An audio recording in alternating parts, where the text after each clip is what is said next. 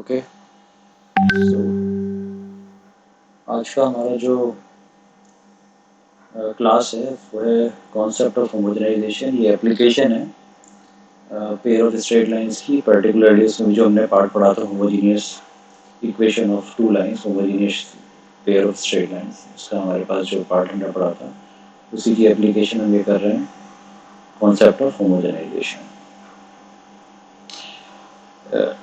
इस कॉन्सेप्ट में क्या है कि हमारे पास में एक से इक्वेशन ऑफ कर्व है।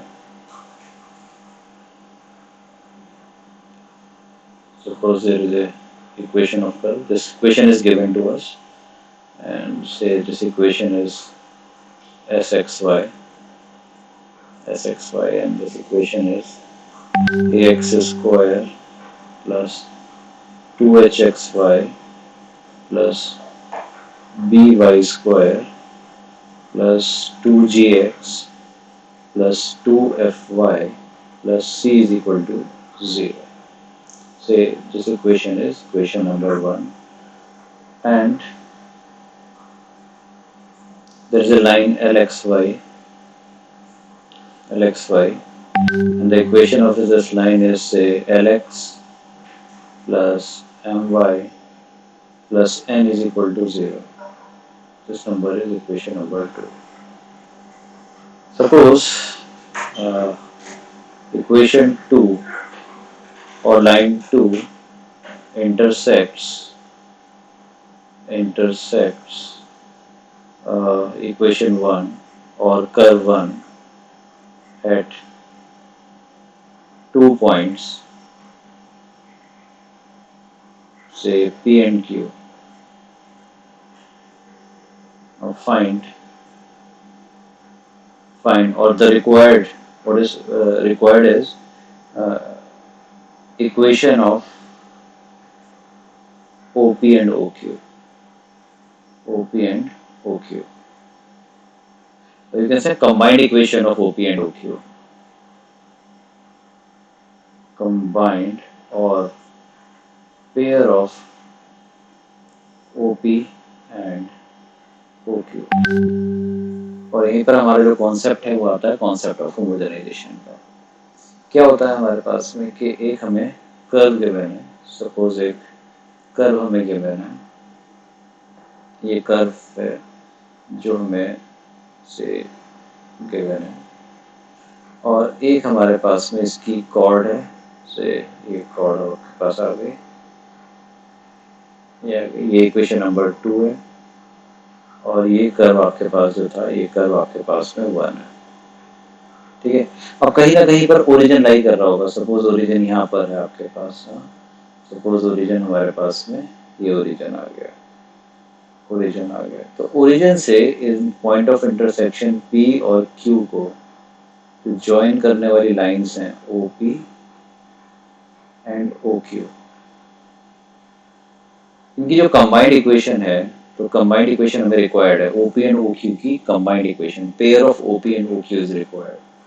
तो इसका मतलब कि अगर ये दोनों line OP and OQ origin से पास कर रही हैं, तो जो इनकी कंबाइंड इक्वेशन आएगी वो होमोजीनियस आएगी। उसमें एक्स स्क्वायर के टर्म होंगे, एक्स वाई के टर्म हो सकते हैं, और वाई स्क्वायर के टर्म होंगे, लेकिन उनमें एक्स का वाई का और कांस्टेंट टर्म नहीं होगा। होमोजीनियस इक्वेशन इन 2 डिग्री आपके पास रिप्रेजेंट होगी।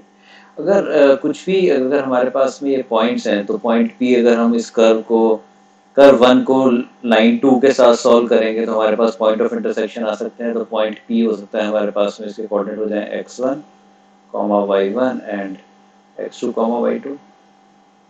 ये 2 पॉइंट हो गए। ये दोनों पॉइंट जो x1, y1, x2, y2 है, ये कर्व 1 पर भी लाई कर रहे हैं, कर्व 2 पे भी लाई कर रहे हैं, क्योंकि दोनों के पॉइंट ऑफ इंटरसेक्शन है। तो हम क्या करते हैं, to get combined equation, to get pair of OP and OQ। ठीक है। आपको क्या करना है, होमोजेनाइज्ड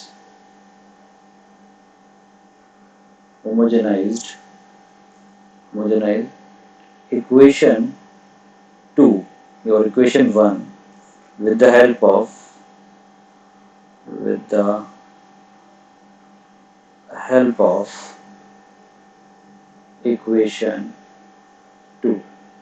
कर्व की इक्वेशन को होमोजेनाइज करना है with the help of equation of chord. Equation of chord की हेल्प से इक्वेशन ऑफ कर्व को हमें होमोजेनाइज करना है ना. इसे इसका मीनिंग क्या होता है अभी मैं आ रहा हूँ इस पॉइंट पर. और यहाँ पर मैं दोबारा बोल रहा हूँ कि मुझे कर्व की इक्वेशन को होमोजेनाइज करना है. उसमें जो टर्म सेकंड डिग्री के उन्हें टच नहीं करना है, जो टर्म 1 डिग्री के हैं उन्हें using this equation of line उन्हें हमें सेकंड डिग्री का बनाना है. कांस्टेंट टर्म का है तो भी हमें उसे सेकंड डिग्री का टर्म बनाना है. ओके. ये जो लाइन की इक्वेशन है, सबसे पहले आप क्या करिए, जो लाइन की इक्वेशन है इसमें कांस्टेंट टर्म को आप राइट हैंड साइड ले जाइए. Lx plus my is equal to minus n. वो जितने भी पॉइंट्स लाइन की इक्वेशन के लिए ऊपर लाई करते हैं उसके Lx plus my plus n is equal to 0 होगा. या Lx प्लस my की वैल्यू उन सभी xy के लिए the points which lie on this line Lx plus my is equal to minus n, और all points which lie on this line Lx plus my over minus n is equal to 1. ये आपके पास में हमने इसे constant को right hand side ले आकर हमने इसे डिवाइड कर दिया. एक तरीके से हमने पैरामेट्रिक फॉर्म में लिख लिया. अब आप क्या करेंगे, टू मेक इक्वेशन 1 होमोजेनाइज आप उसके जो सेकंड डिग्री टर्म है उन्हें एज इट इज लिख दीजिए. ax square plus 2hxy plus by square. अब उसके लीनियर टर्म लिखिए. लीनियर टर्म्स हैं 2gx प्लस 2fy, क्योंकि इनमें x और y के टर्म्स हैं, है ना. इस वहाँ पहले x स्क्वायर y स्क्वायर और x y के टर्म थे, वो 2 डिग्री के थे. इसमें आप एक बार ये जो 1 है, ये जो आपके पास में 1 आया था अभी, ये वाला जो आया था आपके पास में 1, इससे इस पूरी इक्वेशन से आप, क्योंकि इसकी वैल्यू तो वो जा रहे पॉइंट x1 y1 और x2 y2 के लिए जो लेफ्ट हैंड साइड है उसकी वैल्यू 1 ही आएगी आपके पास में. तो एक बार 1 से मल्टीप्लाई कर दी इसकी, है ना. एक बार इसकी 1 से, अगर मैं लिख देता हूँ यहाँ पर कि भाई 1, ये वाली वैल्यू मैंने यहाँ पर लिख दी कि ये वाली वैल्यू हो गई यहाँ पर से 1, मल्टीप्लाई कर रहा हूँ 1 से, और प्लस का जो c आया c मल्टीप्लाइड बाई 1 स्क्वायर कर दिया मैंने. इस टाइप से लिख रहा हूँ मैं. और 1 की जगह मैं ये लिख दूंगा इतना part Lx plus my divide by minus n. इसे मैं इसकी जगह लिख देता हूँ 1 की जगह पर मैं अब ये लिखूंगा Lx प्लस my, है ना. ये इतना पार्ट मैं इसकी जगह लिख दूंगा 1 की जगह. ठीक है, इतना पार्ट हम 1 की जगह लिखते हैं. ठीक है, तो कितना आ गया यहाँ पर, ये बन गया ax square plus 2hxy plus by square plus 2gx plus 2fy, और इसके साथ ही मैंने मल्टीप्लाई कर दिया Lx plus my over minus n and plus c times आ गया Lx plus my over minus n का स्क्वायर. ठीक है, दिस इज इक्वल टू कितना आ गया मेरे पास 0. अब ये जो इक्वेशन नंबर 3 आई है, तो equation 3 is a homogeneous equation. Equation 3 is homogeneous equation in x and y of second degree. Second degree homogeneous equation. इसका मतलब दो स्ट्रेट लाइन ये रिप्रेजेंट करेगी पासिंग थ्रू ओरिजिन. तो इसका मतलब है दो straight line. Equation number 3 is now representing two straight lines passing through origin. अब हमें खाली ये दिखाना है कि ये जो है हमारे पास में, ये x1 y1 को भी सेटिस्फाई करेगी इक्वेशन नंबर 3 और x2 y2 को भी सेटिस्फाई करेगी. तो यदि मैंने इसमें इक्वेशन नंबर 3 में x1, y1 पुट करा, तो अगर मैंने इसमें x1, y1 पुट करा, x1, y1 जो है वो लाइन की इक्वेशन को भी सेटिस्फाई करेगा और जो कर्व की इक्वेशन नंबर 1 उसे भी सेटिस्फाई करेगा, है, दोनों को सेटिस्फाई करते हुए आपके पास में. तो यदि मैं आपसे कहता हूँ कि अगर मैंने x की जगह x1 और y की जगह y1 पुट करा, तो ऐसे सभी पॉइंट्स के, ऐसे पॉइंट के लिए x1 y1 के लिए ये वाला पार्ट और ये वाला पार्ट, इसकी वैल्यू तो 1 ही आ गई, क्योंकि वो पॉइंट लाइन के ऊपर लाई कर रहा है, लाइन की इक्वेशन को सेटिस्फाई करेगा। बाकी बचा कौन? कर्व की इक्वेशन। ये जो बचा है आपके पास, ये सारा कर्व का पार्ट बचा, 2gx plus 2fy plus c। और अगर कर्व की इक्वेशन में मैं x की जगह x1 और y की जगह y1 पुट करता हूँ तो भी 0 आ जाएगा। इसका मतलब 3 is question 3 satisfied by both p and q। और ये लाइंस की इक्वेशन थी, दो लाइन की इक्वेशन दोनों रीजन से पास कर रही थी। इसका मतलब क्या है? Equation 3 is equation 3 is equation 3 is combined equation of combined equation of lines OP and OQ। OP और OQ की combined equation। कॉन्सेप्ट वाइज ही इतना सही कॉन्सेप्ट है कि हमने एक कर्व है, हमारे पास एक लाइन दी हुई है, या तो हम इस कर्व को और इस लाइन को सॉल्व करके पॉइंट पी एन क्यू निकालें। पॉइंट पी एन क्यू निकाल लेंगे तो x1 y1 और x2 y2 आ गया, तो एक लाइन मेरे पास में आ जाएगी OP और AOQ, और उन दोनों को हम मल्टीप्लाई कर देंगे तो मुझे पास उनका पेयर ऑफ लाइंस आ जाएगी OP और Q। बट अगेन एक सेकंड डिग्री कर्व को लीनियर इक्वेशन के साथ में सॉल्व करना है, तो it would be A bit cumbersome, calculation थोड़ी सी कॉम्प्लिकेटेड हो सकती है। तो इस कैलकुलेशन को किए बिना हम कैसे OP और OQ की कंबाइंड इक्वेशन ला सकते हैं, इसके लिए हम यूज करते हैं कॉन्सेप्ट ऑफ होमोजेनाइजेशन। ये जो कर्व था हमारे पास में, जो कर्व आया था हमारा, जो इक्वेशन आपके पास में, ये कर्व जो है, ये कर्व हमारे पास में पेयर ऑफ स्ट्रेट लाइन भी हो सकता है, ये सर्कल हो सकता है, पैराबोला, एलिप्स, हाइपरबोला, कुछ भी हो सकता है हमारे पास में, पेयर ऑफ स्ट्रेट लाइन भी हो सकता है।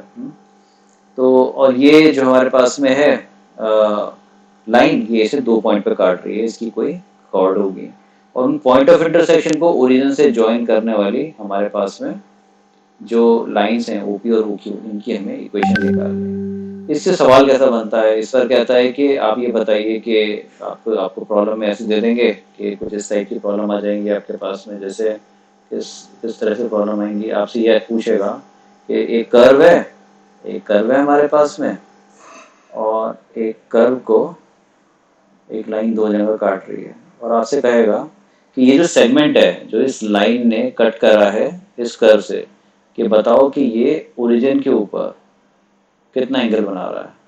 तो ये एंगल आपसे पूछ सकता है कि ये एंगल कितना बना रहा है। तो इसके लिए हम क्या करेंगे, ये O, ये P, ये Q, है ना। हम क्या करेंगे, OP OQ की कंबाइंड इक्वेशन लिख लेंगे और यहाँ पर फॉर्मूला लगा देंगे कि भाई कंबाइंड इक्वेशन लिख ली है सर, आपने ये बताया था कि आपका फॉर्मूला इसके लिए होता है tan theta is equal to 2√h² minus AB over A plus B होता है। इसी में किसी प्रॉब्लम में आपसे ये भी कह सकता है, बताइए कि ये जो सेगमेंट है जो इस लाइन ने इस कर्व से कट किया है, ये ओरिजिन के ऊपर 90 डिग्री बना रहा है। तो इसका मतलब है अगर ये वाला एंगल 90 बन रहा है, ये जो थीटा है अगर ये 90 है, तो tan थीटा डिफाइन नहीं होगा। इसका मतलब इस tan थीटा वाले फॉर्मूले का जो डिनोमिनेटर है वो 0 हो जाएगा, तो उस केस में A प्लस B की वैल्यू 0 आ जाएगी। That means coefficient of x² and coefficient of y² equation number 3 का हमें उन दोनों का सम कितना करना पड़ जाएगा, 0 करना पड़ जाएगा। ठीक है, तो इस तरीके से हमारे पास ये एक छोटा सा कॉन्सेप्ट है, कॉन्सेप्ट ऑफ होमोजेनाइजेशन। हम इसकी एप्लीकेशन देखते हैं कि किस तरीके से हम इसे कॉन्सेप्ट को अप्लाई कर सकते हैं। ठीक है, ओके, हम देखते हैं कि इसके लिए कुछ प्रॉब्लम्स हम देखते हैं। ओके, यहाँ पर मैंने कुछ एक प्रॉब्लम लिखी है। ठीक है, प्रॉब्लम देखते हैं, एक है हमारे पास में। ठीक है, find the equation of the line pair joining origin. ये प्रॉब्लम देखते हैं, joining origin at the point of intersection of the line this and this curve. Also find the angle between the two lines. Okay, इनका pair निकालना है हमारे पास में, इनका पेयर निकालना है। अगर हम ये प्रॉब्लम नंबर 1 करते हैं, एग्जांपल 1। ठीक है, हमसे क्या कह रहा है, find the equation of the line pair joining origin and the point of intersection of this and this. ठीक है, तो हम क्या करते हैं, होमोजेनाइज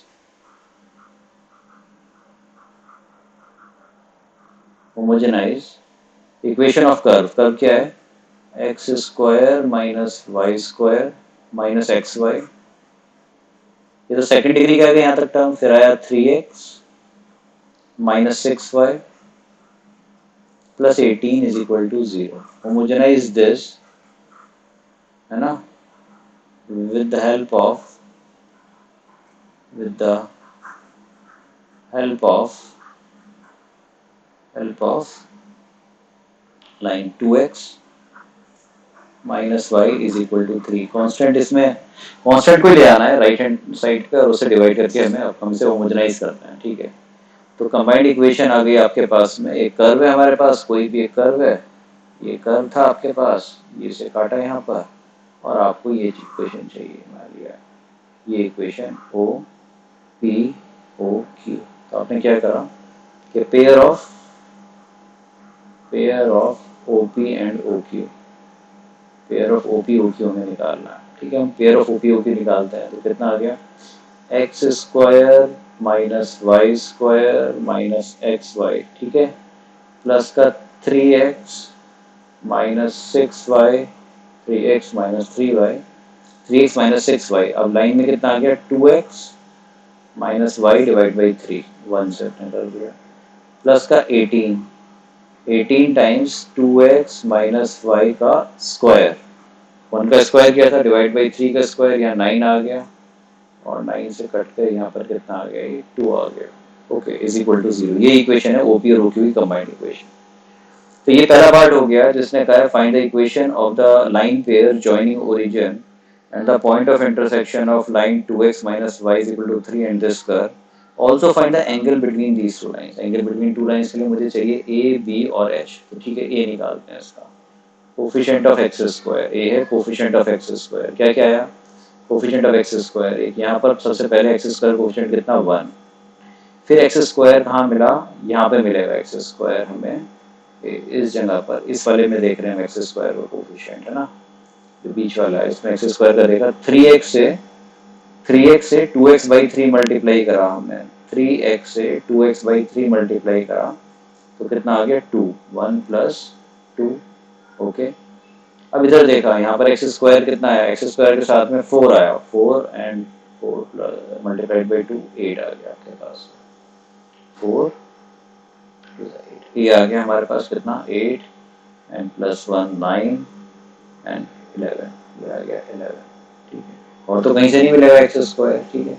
नाउ बी निकाला हमने, बी किसका है हमारे पास वाई स्क्वायर का, वाई स्क्वायर का आ गया -1, ठीक है, -1 आ गया, और हमारे पास कितना आया वाई स्क्वायर का सेकंड, मतलब ये जो आपके पास में टर्म है जो मैंने हाईलाइट किया था, -6y और ये आया माइनस का y, तो ये आ गया +6y स्क्वायर, तो हो गया 2y स्क्वायर, प्लस का हो गया 2 प्लस का 2, ठीक है, ओके। और वाई स्क्वायर कहाँ से आया, लास्ट वाले टर्म से आया, उसमें वाई स्क्वायर आएगा साथ में 2, तो 4 और ये -3, तो ये हो गया 3, 4 प्लस -1 ये हो गया 3।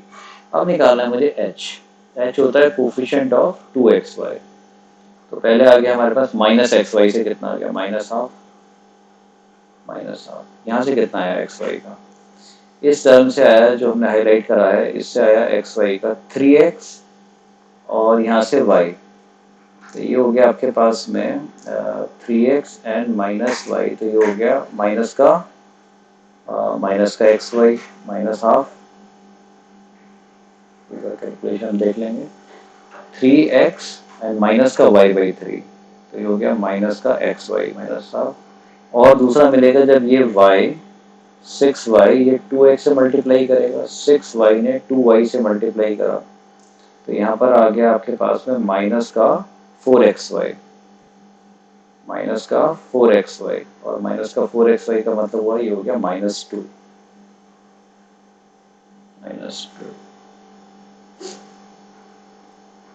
क्लियर, क्योंकि 3x और y और आपके पास यहाँ xy आया था और ये -1, तो ये हो गया -1/2, और xy आपके पास है फिर यहाँ से आया और ये माइनस साइन के साथ -2, ठीक है। ये हो गया -2 एंड -3, ये भी -3 आ गया। अच्छा -3, अभी तो एक और बच रहा है मेरे पास में, लास्ट वाला टर्म बचा हुआ है जिसमें हमने अभी नहीं लिया है। लास्ट वाला टर्म ले लेते हैं अभी, कितना है एक्स वाई का, यहाँ पर आएगा माइनस का 4xy, माइनस का 4xy एंड ये 2 से करा -8xy, तो माइनस का 4xy, -4 हो गया, -4, -4 तो कितना हो गया, -4, -6, -7, -7। अब इसे फॉर्मूले में रख दिया, tan theta is equal to 2√h² -ab/a+b, इस फॉर्मूले में रख देंगे तो हमारे पास में ये आ जाना चाहिए। एक बार कैलकुलेशन भी देख लेते हैं, जब इतनी करिए तो 2√h²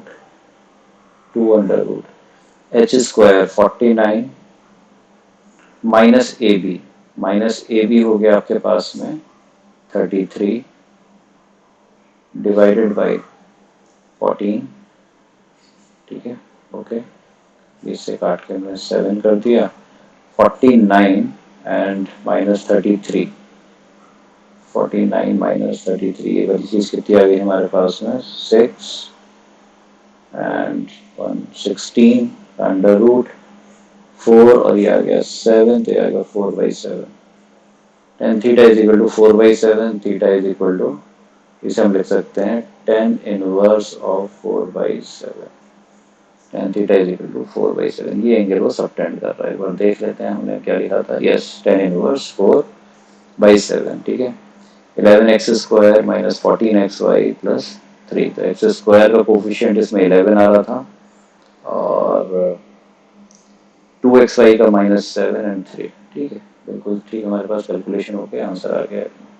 तो ये हमने किस तरह से करा, सबसे पहले कर्व की इक्वेशन को हमने उस कॉर्ड की इक्वेशन की हेल्प से होमोजेनाइज करा। उसे करने के लिए हमने क्या करा, 2x - y = 3, 3 से डिवाइड करके राइट हैंड साइड पे 1 बना लिया। अब जितने टर्म इस कर्व की इक्वेशन में सेकंड डिग्री के थे, जो सेकंड डिग्री के टर्म्स थे उन्हें हमने नहीं छेड़ा, ये हमने एज इट इज रखा। उसके बाद हमने जो फर्स्ट डिग्री टर्म थे उनमें एक बार 2x - y/3 की मल्टीप्लाई करके सेकंड डिग्री टर्म बना लिए, और लास्ट वाला 18 रखा था, उसमें 2x - y/3 को होल स्क्वायर से मल्टीप्लाई कर दिया, और हमने ये दोबारा से इसे होमोजेनाइज कर दिया। इसका मतलब ये मेरे पास अब इक्वेशन आ गई, OP और OQ की कंबाइंड इक्वेशन आ गई। Clear, okay. हम थोड़ा सा नीचे चलते हैं और इसमें हम और क्वेश्चंस करने की देखते हैं कि और किस तरह की प्रॉब्लम आती हैं, ठीक है, ओके। नाउ अब आई हमारे पास में इसके लिए से प्रॉब्लम नंबर 2 देखते हैं। इसमें प्रॉब्लम नंबर 2, प्रॉब्लम नंबर 2 में हमारे पास में क्या आ रहा है, यस, प्रॉब्लम नंबर 2 में है, find the value of m if the lines joining the origin to the points common to this are at right angles. Find the values of m for which lines joining origin to the point common to this curve and this line are at right angle. Okay. Problem number 2. Second problem देखते हैं क्या कह रहे हैं। Problem number 2. तो again ये जो curve है हमारे पास में कौन सा, x² + y² + x -2y, ठीक है, -m = 0, और जो ये इक्वेशन 1 और जो इक्वेशन 2 है वो है बहुत ही आसान लाइन दे दी, x + y = 1, है ना, कुछ करने की हमें बहुत ज़रूरत नहीं है, अपने आप ही राइट हैंड साइड पे हमें 1 दिया हुआ है। तो अब इसे होमोजेनाइज करते हैं, तो combined equation of OP and OQ आ गई हमारे पास में, होमोजेनाइजेशन, कॉन्सेप्ट ऑफ होमोजेनाइजेशन लगा रहे हैं, और इक्वेशन आ गई required equation, required pair of line, तो ये आ गया रिक्वायर्ड पेयर ऑफ लाइंस। कितना आ गया हमारे पास, होमोजेनाइज करा, x² + y² + x -2y, ये तो एज इट इज रखा और इसमें x + y से मल्टीप्लाई कर दिया, ठीक है। अब बचा -m में मैंने x + y के होल स्क्वायर से मल्टीप्लाई करा = 0, ठीक है। ये मेरे पास में आ गई इक्वेशन किसकी, ये इक्वेशन आ गई हमारे पास में, combined equation of line joining origin to the point of intersection of this curve and this line, m times इतना आ गया। ठीक है, अब ये कितना बना रहा है, ये कह रहा है ओरिजिन के ऊपर ये जो है एंगल राइट एंगल बना रहा है। इसका मतलब जो लाइंस, दो लाइन आई ओपी और ओक्यू, वो राइट एंगल पर हैं, वो परपेंडिकुलर हैं एक दूसरे के। ठीक है, तो परपेंडिकुलर है तो आपने पहले निकाला, तो इसका मतलब है कि होना चाहिए क्या, इसका coefficient of x square plus coefficient of y square, इसे जीरो रख दीजिए, मतलब ए प्लस बी को आप कितना रख दीजिए, जीरो। तो कोफिशिएंट ऑफ एक्स स्क्वायर कितना है, वन। दूसरे टर्म में से मतलब x square plus y square, जो नेक्स्ट टर्म आया x minus two y x plus two y, इसमें एक्स स्क्वायर कितना आया, अगेन वन। और लास्ट वाले में से आगे आपके पास में कोफिशिएंट ऑफ एक्स स्क्वायर के बाहर रखा है माइनस एम आ गया। Okay, coefficient of y square कितना है आपके पास, सबसे पहले वाई स्क्वायर का वन आ गया, माइनस का टू वाई और वाई, तो ये कितना आ गया आपके पास, माइनस टू वाई स्क्वायर, तो माइनस टू आ गया। और उधर से आ गया माइनस एम, माइनस का m y square minus m is equal to zero. तो माइनस एम, तो ये हो गया आपके पास one plus one two, two minus two zero हो गया, और आपके पास two m is equal to one, और आपके पास एम इज इक्वल टू कितना आ गया हमारा, half. M is equal to half, यही हमारा आंसर आ गया, m is equal to half. तो आप यहाँ से समझ सकते हैं कि किस तरीके से हम लेके आ रहे हैं।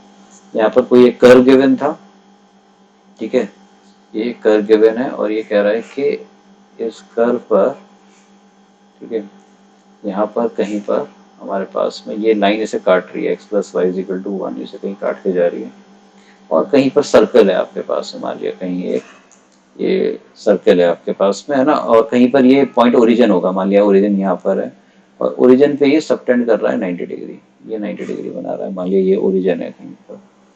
तो आपको ये बताना है कि एम की वैल्यू कितनी है, तो इस प्रॉब्लम में इसने एम की वैल्यू पूछ ली हमारे से। ठीक है, ओके, थोड़ा सा नेक्स्ट प्रॉब्लम पे आ रहा है। ओके, नेक्स्ट प्रॉब्लम देखते हैं क्या आ रही है। ओके, प्रॉब्लम नंबर 3 देखते हैं। 3 में प्रॉब्लम नंबर 3, थर्ड देखते हैं। If angle between the lines joining origin to the point of intersection of the line this and this curve, okay, if angle between lines is 45 degree then find के। अब की बार कह रहा है कि नहीं, इस बार 90 डिग्री है, इतनी आसानी से काम नहीं होगा कि a प्लस बी को जीरो पुट कर दो, आपको पूरा एंगल निकालना है, और उसका tan theta is equal to tan theta one दे रखा है, 1045 डिग्री है ना, वन दिया हुआ है आपके पास। ठीक है, तो हम उसकी कंबाइंड इक्वेशन निकालने के लिए क्या करते हैं, उसे होमोजेनाइज करते हैं। होमोजेनाइज करने के लिए हमने सेकंड डिग्री के टर्म, तो हमारे पास आ गया angle between the lines joining origin and the point of intersection. तो required pair of straight line, equation of required pair of straight line is x square minus four x y plus two y square plus का y minus two x plus का y minus two x times कितना कर देते हैं हम इसमें, line थी मेरे पास x minus y divide by two, ये कर दिया हमने, और प्लस k, ठीक है, two x minus y minus two x हो गया, प्लस का k टाइम्स कितना आ गया, x माइनस वाई का square and divide by four, है ना, बाई टू था, उसका स्क्वायर भी करा तो ये आ गया हमारे पास में। कह रहे इसके बीच का एंगल का थीटा 45 डिग्री है, तो टेन थीटा का फॉर्मूला दिखाना, उसे वन के बराबर रखना है, तो ए निकालते हैं, coefficient of x square, A coefficient of x square हो गया वन, फिर एक्स वाई से नहीं आएगा, टू वाई स्क्वायर से नहीं आएगा, फिर यहाँ से आएगा माइनस टू एक्स का एक्स बाई टू से मल्टीप्लाई करा तो ये आ गया माइनस एक्स स्क्वायर, तो ये आ गया माइनस वन, ये तो खत्म हो गए, और एक लास्ट वाले से आएगा एक्स स्क्वायर का प्लस का के बाई फोर आ गया। ठीक है, एक बार दोबारा चेक करते हैं, लास्ट वाले में एक्स स्क्वायर के by four, second last term में two x minus two x and x by two से मैंने मल्टीप्लाई करा, टू से टू और minus x square minus one आ गया, और पहले वाले वन था, तो ए का तो आपके पास में आ गया, ए की वैल्यू आ गई हमारे पास में, ए की वैल्यू आ गई वन माइनस वन आपके पास zero, k by four. Okay, b निकालते हैं, बी कितना है, बी है coefficient of y square, coefficient of y square हो गया 2, इधर से आ गया वाई स्क्वायर कोफिशिएंट -1/2, -1/2 है ना, y -2x multiplied by x minus y by two में y से y मल्टीप्लाई हुआ -1/2। इधर वाई स्क्वायर के साथ कितना आ गया, वाई स्क्वायर के साथ भी कितना आ गया k/4, k/4 क्या आ गया आपके पास, ठीक है। तो कितना हो गया ये k/4 और 2 -1/2 ये हो गया 3/2, 3/2 ये आ गया आपके पास, बी भी आ गया, ठीक है। और अब आपको निकालना है एच होता है 2xy का, 2xy का सबसे पहले आ गया -2, उसके बाद 2xy का कितना आया भाई, इस टर्म में यदि हम निकालें बीच वाले टर्म में तो xy कितना आया, हम यहाँ से कैलकुलेट कर लेते हैं। xy का टर्म बीच वाले में कितना आया, xy के साथ में एक तो मल्टीप्लाई होगी 1/2 की, ठीक है, 1/2 की, और इधर से xy के साथ में आ गया माइनस माइनस प्लस और प्लस का 1, प्लस का 1, ठीक है, xy 1/2 और ये हो गया 1/1 आ गया आपके पास 3/2, तो ये हो गया आपके पास में 3/2, तो 2xy का कितना हो गया 3/4 प्लस 3/4, 3/4, ठीक है ना, ये हटा देता हूँ मैं ऊपर से, ये कैलकुलेशन वाला पार्ट में यहाँ से हटा देता हूँ, ठीक है, 3/4, और आखिरी में कितना आया यहाँ से आया माइनस का 2xy, ठीक है, ये 2xy आ गया माइनस साइन के साथ में, -2xy, तो ये हो गया कितना -k/4, 2xy का ही होता है तो -k/4 आ गया, कितना आ गया, कितना हो गया, बाई 4 सब में आ रहा है तो लिख लेता हूँ, ये कितना हो गया -8, -8 प्लस 3 माइनस का 5 -k/4, ये तो आ गया आपके पास h, और b आ गया था हमारे पास में k प्लस 6/4, और ये आ गया k/4। अब k की वैल्यू आपको निकालनी है, ठीक है, अब आप इसके फॉर्मूले में रख दीजिए, इन सब की वैल्यूज को आपने फॉर्मूले में रखा, तो कितना आ गया यहाँ पर, ये फॉर्मूला लिख देते हैं यहाँ पर, फॉर्मूले में आ गया tan थीटा, ये आ जाएगा हमारे पास में, अगर हम यहाँ से ऐसे कितना आ गया, tan theta is equal to 2 under root h square हो गया k प्लस 5 का whole square by 16, h square minus a b ये हो गया k and k plus 6, k plus 6 divide by 16 divide by a plus b कितना आ गया, k plus 6 हो गया k plus 6, k plus 4 and this, तो 2k प्लस 6, तो ट्वाइस ऑफ k प्लस 3, तो इस 2 और 16 से जो नीचे का 4 था वो कैंसिल हो गया, और tan थीटा ये हमारे पास वैल्यू 1 दे रखी है, इसे हम सॉल्व कर लेंगे तो हमारे पास में इसका आंसर आ जाना चाहिए।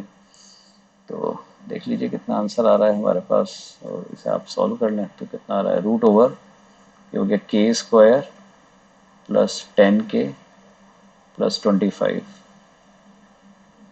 k² plus 10k plus 25 minus k² and minus का 6k, ठीक है, is equal to k² plus 6k plus 9, तो k plus 5 whole square minus k², यहाँ से k² कट गया, ये आ गया k² माइनस का 4k, अच्छा 6k 10k, और ये 6, ये हो गया आपके पास प्लस का 4k प्लस का 2k आ गया, प्लस का 2k, ओके, और कांस्टेंट कितना आ गया मेरे पास में माइनस का 16 इज इक्वल टू 0, ठीक है। तो क्या आ गया, इसके रूट कितने आ गए हमारे पास में, k² माइनस k² से आगे आपके पास में कैंसिल हो गया, k² 10 एंड 6 माइनस 10k और 2k आ गया, और यहाँ 25 माइनस का 16। हाँ तो ये रहा है आंसर, देख लेते हैं कितना आ रहा है हमारे पास में। ओके, इसमें कैलकुलेशन नहीं दी है तो हम सॉल्व कर लेंगे, तो हमारे पास में इस क्वाड्रेटिक इक्वेशन से हमारे पास के रूट आ जाएंगे। ठीक है, ओके। तो इरेशनल रूट्स जो भी आ रहे हैं हमारे पास क्या आ जाएगा, कैलकुलेशन आप एक बार देख लीजिएगा। तो इसमें मेरे ख्याल से हमारे पास ठीक ही आ रही है, 2√h²। h था हमारे पास, h is k+5/4, k+5/16 minus का a b, h² minus a b, k+6/16। ठीक है, और divide by a+b is k+6, 2k+6, तो you get twice of k+3, और ये 2 कैंसिल हुआ, 4 1/4। आई होप, हाँ, तुम आपने एक बार कैलकुलेशन देख लीजिएगा, ये सही होगी। नाउ एक और प्रॉब्लम इसमें देखते हैं। नेक्स्ट हमने तीन प्रॉब्लम कर लिए, प्रॉब्लम नंबर 4 और देखते हैं इसमें। Show that all chords of this curve subtending right angle at the origin pass through a fixed point. Also find the coordinates of that fixed point. Okay. अब यहाँ पर एक टर्म आ रहा है, अगर आप ये देखिए तो एक टर्म इसने पूछा है, subtend right angle at the origin. एक तो इसने ओरिजिन में राइट एंगल बना रही है, pass through a fixed point. इसका मतलब हमारे पास है, अगर हम दिखा दें L1 प्लस लेमडा L2 की फॉर्म में इसे दिखा देंगे तो फिक्स पॉइंट भी आ जाएगा। Also find the coordinates of that fix point. इसका मतलब अगर हम L1 और L2 को सॉल्व कर लेंगे तो फिक्स पॉइंट भी आ जाएगा। फिक्स पॉइंट के लिए L1 और L2 को सॉल्व करेंगे तो आ जाएगा। ठीक है, तो अब हमारे पास में क्या है, अगर हमें इसमें show that all chords of this curve subtend A right angle at origin. इसका मतलब है कि ये कोई कर्व गिवन है मुझे, यहाँ पर हम लोग देख लेते हैं। ये कोई कर्व गिवन है, यहाँ एक कोई कर्व गिवन है। प्रॉब्लम नंबर हमारे पास में कौन सी है, ये 4th।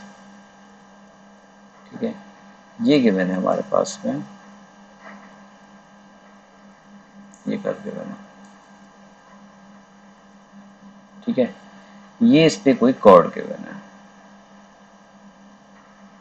और यहाँ पर कहीं पर हमारे पास में इस कर्व के ऊपर ही कौन है, क्योंकि कर्व ओरिजिन से पास कर रहा है तो यहीं पर कहीं ओरिजिन होगा। तो ये जो इन्हें ज्वाइन कर रहा है, ये कह रहा है कि ये एंगल अगर 90 बन रहा है तो ये बताना है, ये जो कॉर्ड है आपके पास में, ये कर्व 1, ये कर्व 2, ये लाइन 2 है, जो कॉर्ड की इक्वेशन है, ये अगर ये 90 डिग्री बना रहा है ओरिजिन के ऊपर तो आपको दिखाना है कि ये एक फिक्स पॉइंट से जा रही है। Also find the coordinates of that point. ठीक है, तो हमने मान लिया, show that all chords of this curve subtend right angle pass through a fix point. तो late equation of chord is say ax plus by is equal to 1।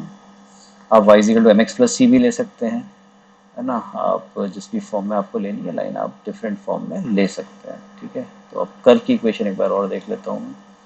Curve की equation थी हमारे पास 4th कॉलम में 3x²। ठीक है, तो अब हम होमोजेनाइज कर रहे हैं और ये OP और OQ की कंबाइंड इक्वेशन निकाल रहे हैं। तो combined equation of OP and OQ, combined equation of OP and OQ ये निकाल रहे हैं। ठीक है, combined equation of OP and OQ के लिए हम कर्व की इक्वेशन को ax plus by is equal to 1 से होमोजेनाइज करते हैं। ठीक है, कितनी आ गई, 3x², जो सेकंड डिग्री टर्म है 3x² माइनस y², है ना, प्लस का 4y माइनस 2x, ये आपके पास सिंगल डिग्री टर्म थे। 4y माइनस 2x, जैसे ax प्लस बी वाई से मल्टीप्लाई कर दिया, कांस्टेंट टर्म इसमें है ही नहीं, यही आ गई मेरे पास में कंबाइंड इक्वेशन इन दोनों की। बिल्कुल ठीक, अब हम ले लेते हैं इसमें। ठीक है, ओके, तो हमारे पास आ गया, ये 90 डिग्री बना रहे हैं तो हमारे पास में a प्लस बी की वैल्यू कितनी आनी चाहिए, क्योंकि सबटेंड कर रहा है ओरिजिन पे एंगल 90, इन दोनों लाइंस के बीच में एंगल 90 है, तो a प्लस बी की वैल्यू 0। a कितना है, 3, यहाँ से a कितना आया, माइनस का 2x और ax माइनस 2a। ठीक है, और y² का कोफिशिएंट माइनस का 1, और इधर से y² कितना आ गया आपके पास, प्लस का 4b इज इक्वल टू 0। ये कैलकुलेट करके कितना आया हमारे पास, यहाँ पर ये कैलकुलेट करके आ गया 3 - 1 2, 2 - 2a plus 4b is equal to 0, और हमने यहाँ पर a की वैल्यू लिख ली, a is equal to okay 1 + 2b, 1 + 2b, a is equal to 1 + 2b हमारे पास आ गया। बिल्कुल ठीक। अब हमें ये दिखाना है, ये जो लाइन थी हमारे पास ax + by is equal to 1, ax + by is equal to 1, ये जो लाइन हमारे पास आई थी इसमें a की वैल्यू पुट कर दी मैंने। कितना आ गया, a की जगह 1 + 2b, 1 + 2b times x plus by -1 is equal to 0। इसे लिख दिया L1 + b टाइम्स L2, तो ये हो गया x - 1 प्लस b times 2x plus y is equal to 0। तो दो लाइन्स ये हो गया, प्रूव हो गया L1 + lambda L1 plus b times L2 is equal to 0, और L1 L2 का पॉइंट ऑफ इंटरसेक्शन कितना आ गया, x इज इक्वल टू 1। इन दोनों को सॉल्व कर लिया और x is equal to 1 put करा तो y आ गया -2। 1, -2 से ये हमेशा पास करेगा। तो हमारे पास ये प्रॉब्लम भी हो गई। हम ये देख लेते हैं कि भाई हमारे पास ये वाली प्रॉब्लम आ गई क्या, 1, -2, ये भी हमारे पास में आ गया। हाँ, अब क्या कर रहे हैं, हमारे पास नेक्स्ट है a line L passing through point 2, 1, okay, intersect a line passing through point 2, 1, intersect the curve this at point A and B. If the lines joining origin and the point A and B are such that the coordinate axes are the bisectors between them, then find the equation of the line. Find equation of the line. आपके पास line की equation आपको उसमें निकालनी है, ठीक है।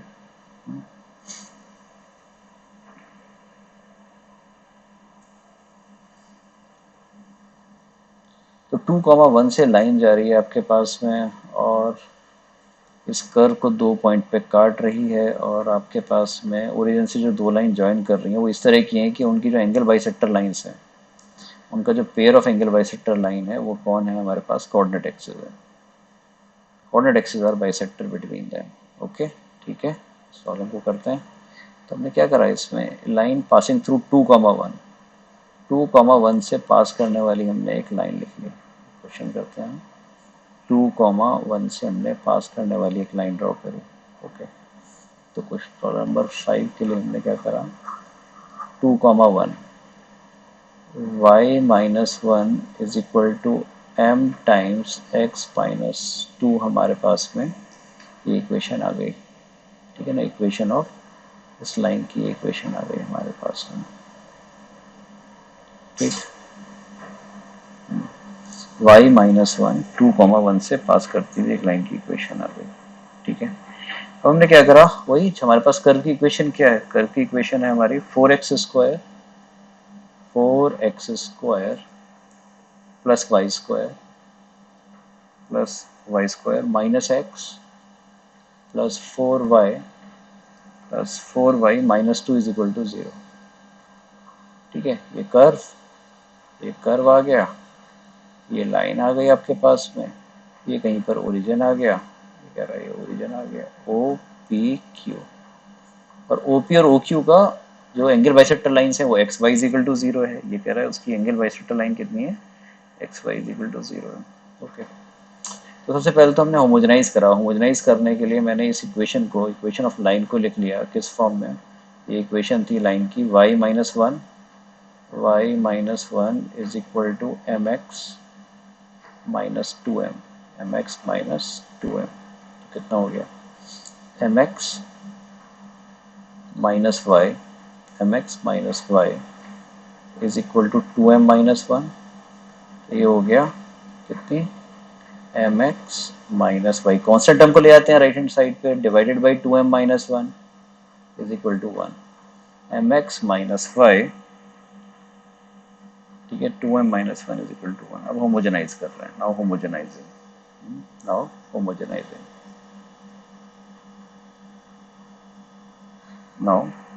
Homogenising equation of curve, ठीक है, with the help of equation number 2, इसे 2 कह दिया हमने, और एक कर्व हमारे पास में 1 था। ठीक है, सेकंड डिग्री टर्म लिखे हमने 4x² plus y square plus का 4y minus x multiplied by mx minus y divided by 2m minus 1, और साथ में लिख दिया हमने -2 and mx minus y divide by 2m minus 1 का होल स्क्वायर। ठीक है, इज इक्वल टू 0। ये कंबाइंड इक्वेशन आ गई हमारे पास। अब हमें क्या करना है, अब हम हमें इसका pair of angle bisector lines, homogeneous equation का pair of angle bisector line कितना होता है, x square minus y square divided by a minus b is equal to x y by h. ये होता है हमारे पास में pair of angle bisector line, pair of angle bisector lines, यही होता है हमारे पास में। और ये आना है x y is equal to zero. X y is equal to zero का मतलब कितना आना है कि अगर हमारे पास में x y is equal to zero हमारे पास ये आ जाए कि यदि भाई एच इधर की साइड हो जाए मल्टीप्लाई, ये चीज़ इधर मल्टीप्लाई होगी, तो x y is equal to zero कब आएगा, मैं एच को जीरो कर देता हूँ मैं। तो हमने क्या करा इसका एच जीरो कर दिया, इक्वेशन